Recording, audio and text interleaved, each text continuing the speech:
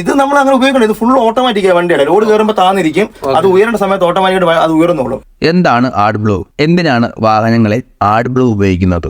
വാഹനങ്ങളിലെ pollution കുറയ്ക്കാൻ വേണ്ടി മാത്രമാണ് ആഡ്ബ്ലൂ ഉപയോഗിക്കുന്നത്. ഏറ്റവും കൂടുതൽ പൊല്യൂഷൻ ഉള്ളത് ഡീസൽ വാഹനങ്ങളിലാണ്. അതുകൊണ്ട് തന്നെ ഡീസൽ വാഹനങ്ങളിൽ മാത്രമാണ് നിലവിൽ ആഡ്ബ്ലൂ ഉപയോഗിക്കുന്നത്. ഡീസൽ വാഹനങ്ങളിൽ BS6 മുതലാണ് ആഡ്ബ്ലൂ ഉപയോഗിച്ച് തുടങ്ങിയത്. ഒരു കൃത്യമായ അളവിൽ ഡി അയോണൈസ്ഡ് വാട്ടറും യൂറിയയും മിക്സ് ചെയ്തുണ്ടാക്കുന്ന ഒരു ദ്രാവകമാണ് ആഡ്ബ്ലൂ. ആഡ്ബ്ലൂ ഫില്ല് ചെയ്യുന്നത് ആഡ്ബ്ലൂവിന് വേണ്ടി മാത്രമായിട്ടുള്ള ഒരു ടാങ്കിലായിരിക്കും. അത് ഡീസൽ ടാങ്കുമായിട്ട് ഒരു ബന്ധവും ഉണ്ടായിരിക്കത്തില്ല. എഞ്ചിനിൽ നിന്ന് എക്സോസ്റ്റ് വഴി പുറത്തോട്ട് വരുന്ന പുകയിൽ നൈട്രജൻ ഓക്സൈഡ് എന്ന് പറയുന്ന ഒരു ഗ്യാസ് ഉണ്ടാവും. അത് വളരെ ഡേഞ്ചർ ആയിട്ടുള്ള ഒരു ഗ്യാസ് ആണ്. നൈട്രജൻ ഓക്സൈഡ് അന്തരീക്ഷ മലിനീകരണം ഉണ്ടാക്കുന്നു. അത് നമ്മൾ ശ്വസിച്ചാൽ നമുക്ക് ഒരുപാട് ആരോഗ്യ പ്രശ്നങ്ങളും ഉണ്ടാക്കുന്നു. ഇതിന്റെ ഒരു സൊല്യൂഷനാണ് ആഡ്ബ്ലൂ. എഞ്ചിനിൽ നിന്ന് പുറത്തോട്ട് വരുന്ന പുക അത് എക്സോസ്റ്റ് പൈപ്പിന് അകത്ത് വെച്ച് തന്നെ ആഡ്ബ്ലൂവുമായിട്ട് പ്രവർത്തിച്ച് അതിലെ ഹാനികരമായ നൈട്രജൻ ഓക്സൈഡ് എന്ന് പറയുന്ന ഗ്യാസിന്റെ അളവ് പൂർണ്ണമായും കുറച്ച് മലിനമില്ലാത്ത പുകയായിട്ട് പുറത്തേക്ക് തള്ളുന്നു. ഇങ്ങനെ നമ്മുടെ അന്തരീക്ഷത്തിലെ മലിനീകരണം കുറയുന്നു.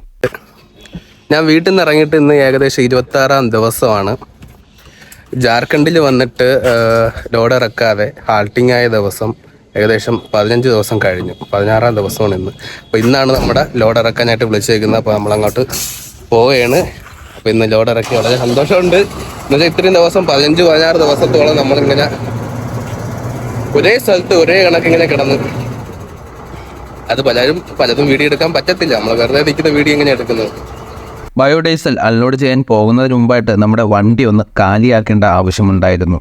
അതുകൊണ്ട് നമ്മുടെ ലോറിയിൽ നിന്ന് ഡ്രസ്സ്, ബാഗ്, ബക്കറ്റ് എല്ലാം വർണ്ണന്റെ വണ്ടിയിലോട്ട് മാറ്റിവെച്ചു. നമ്മൾ പോകുന്നത് ഇന്ത്യൻ ഓയിൽ കമ്പനിയുടെ റിഫൈനറിക്ക് അകത്തോട്ടാണ്. ഈ വക സാധനങ്ങളൊന്നും കമ്പനി അകത്തോട്ട് പ്രവേശിപ്പിക്കുന്നതല്ല. വണ്ടിയിൽ വെച്ച് കൊണ്ടുപോയാലും അവർ ചെക്ക് ചെയ്ത് എല്ലാ സാധനങ്ങളും പുറത്ത് വെച്ച ശേഷം മാത്രമേ നമുക്ക് അകത്തോട്ട് പോകാൻ കഴിയുള്ളൂ. പോകുന്നതിന് മുമ്പ് മാസ്റ്റർ വാൽവിൽ ലോക്ക് ചെയ്തിട്ടുള്ള ഇലക്ട്രിക് GPS ഡിവൈസും ടാഗറിന്റെ മുകളിലുള്ള ഹാഷ് ഡോറുകളുടെ ലോക്കെല്ലാം ലോക്കാണെന്ന് ഉറപ്പാക്കിയ ശേഷമാണ് യാത്ര തുടങ്ങിയത്. ലാലനെ കാക്കയൊക്കെ ഇട്ട് ഇന്നാണ് കാണുന്നത്. ഇവിടെ നിർബന്ധമില്ല. പൊതുവെ എല്ലാ പ്ലാനിലും ചെല്ലുമ്പം യൂണിഫോം പാന്റ്, യൂണിഫോം ഷർട്ട്, പിന്നെ നമുക്ക് ഹെൽമെറ്റ് ഉണ്ട്. ഹെൽമെറ്റ് ഉണ്ട്.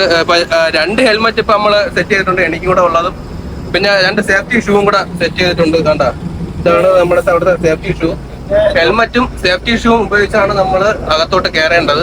വണ്ടി സിംഗിൾ ഡ്രൈവർ ആണെങ്കിലും ലോഡ് ഇറക്കണമെങ്കിൽ ഒരു ഹെൽപ്പറോടെ അല്ലെങ്കിൽ കോ ഡ്രൈവർ പോലെ ഒരാളോടെ വേണം. അതെ, അപ്പൊ ഞാനാണ് ഇന്നത്തെ ഇവിടുത്തെ കോ ഡ്രൈവർ വിത്ത് ഹെൽപ്പർ. പിന്നെ ഒരു ID കാർഡ് തരും. ID കാർഡോ?